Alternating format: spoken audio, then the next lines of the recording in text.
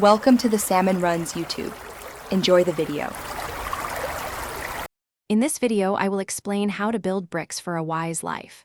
Just like in a classic video game, constructing a strong foundation for your life doesn't require complex blueprints. We'll explore how small, consistent actions, much like placing one brick at a time, can lead to remarkable stability and growth. By focusing on foundational principles and simple, repeatable steps, you can begin to build a life that is both resilient and fulfilling, one wise choice at a time. It's about making progress, not perfection. Now, let's talk about the essential bricks for building a truly wise life.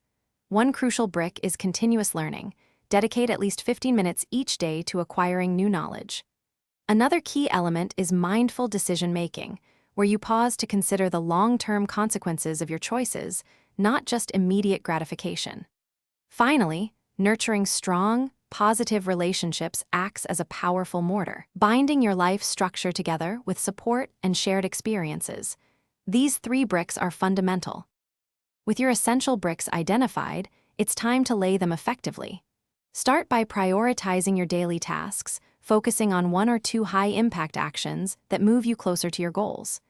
Think of each completed task as a perfectly placed brick.